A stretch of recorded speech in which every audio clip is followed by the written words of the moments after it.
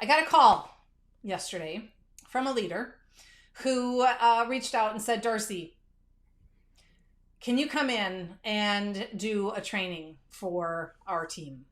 Or can somebody on your team, one of your consultants and thoughtfully fit coaches and trainers, come in and do a training for our team? I'm like, yeah, of course. We love doing trainings. What's going on? And he proceeded to share with me dynamics about their team and what their challenges were that they were having. And I wanted to share with you and bring my colleague Jill in to share with you where that conversation went next. Because a lot of times we have people reach out thinking that a training is going to help, a workshop on communication or a workshop on conflict is going to move the needle. But workshops don't work when you're dealing with team dynamics. So, Jill, what can you tell us? Today, we're going to pull back the curtain on team coaching. And in this conversation, just talk about the difference between team coaching and team training. Yes. Now, don't get me wrong. I went to graduate school to learn more about training. I love training, don't get me wrong.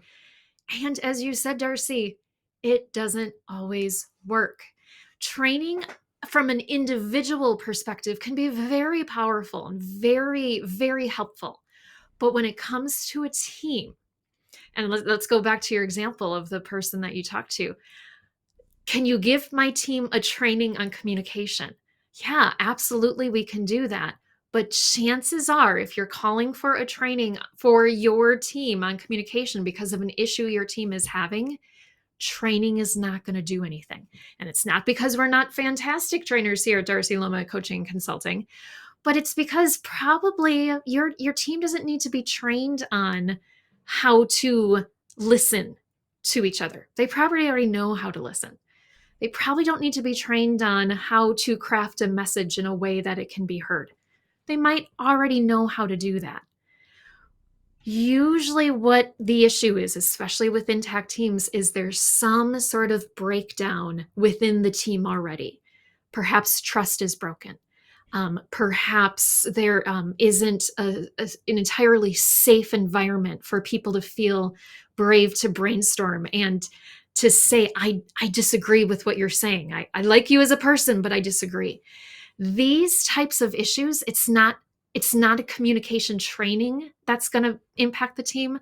This is where team coaching makes a huge difference, because now when a trainer comes in, they're the expert, they're sharing the content. I mean, it's super fun with engagement and everything else, but the trainer's coming in with the content to share.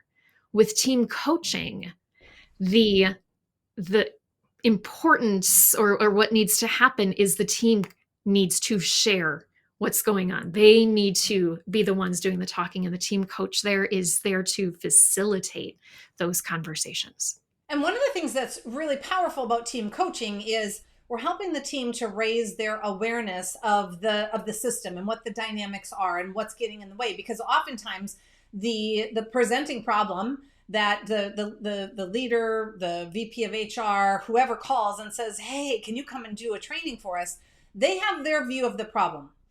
Mm-hmm. And then when we get the team together, what we realize is that other people view it differently. They don't see the problem in the same way. And so we'll share a metaphor and a parable of an old Taoist parable that talks about 6 people who were blindfolded, and they were all standing in a room with an elephant, and they had to describe their part of the elephant. And one person described the rope and how it's got like hair, and the other person was describing, wait, what? They were describing the like rubbery and kind of cold, and then the other person was describing they said it was really hard and almost like marble and pointy at the end. Who's right? They all are. They're all describing their view of reality. And so when we come in with team coaching, we're helping to reveal the system to itself for people on the team to recognize, like, oh, You think that's the problem? Okay, that's interesting because I have no problem being direct. And you think that it's hard to speak your truth because it's not safe? I don't see it that way. Tell me more. And that's a big difference. We're not just teaching you how do you be more direct in your communication. We're helping the team to understand what the core differences are and what's needed to be able to move the team forward to reach their goals. Yeah. If we extend that elephant metaphor even further with team training, we're going to come in and talk about all the different types of elephants and all the different ways you can feed elephants and shelter elephants and the history of elephants, right? We can talk about all the different types of elephants and hypothetical elephants.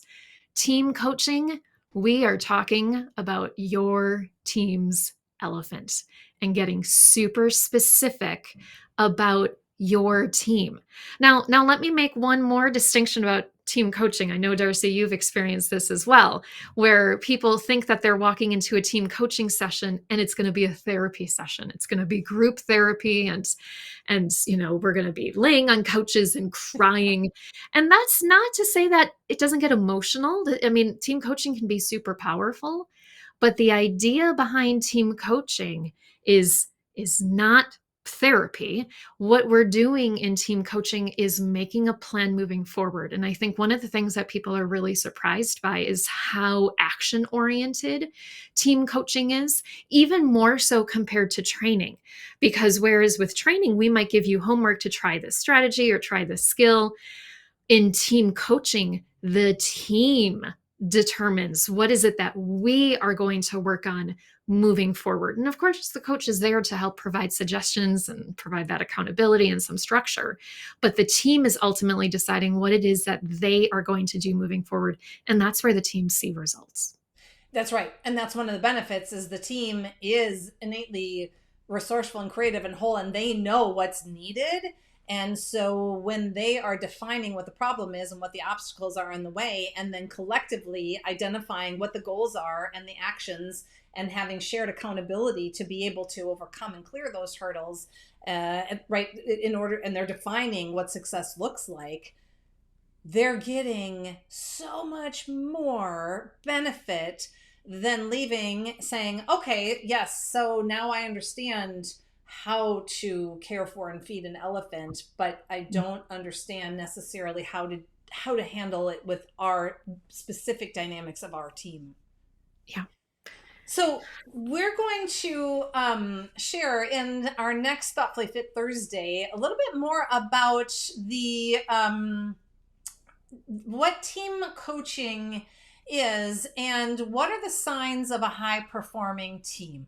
So if you're curious, and we're going to talk about how we kick off the coaching and what the diagnostic is and how do we know where to start and what the path is for a team to work on.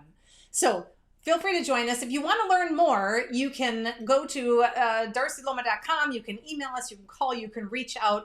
We would love to connect with you and share more. And we're going to end this Thoughtfully Fit Thursday with your core workout as always. So if you are wondering, oh gosh, do we need team training or a team coaching? I want you to invite you to pause and to think about what are the dynamics on our team and do we agree with what our goals are and do we have alignment and are we all rowing in the same direction, or would we benefit by having our team come together to define and align around those goals and figure out and discover together what some of those obstacles are, and then you can act by moving forward accordingly.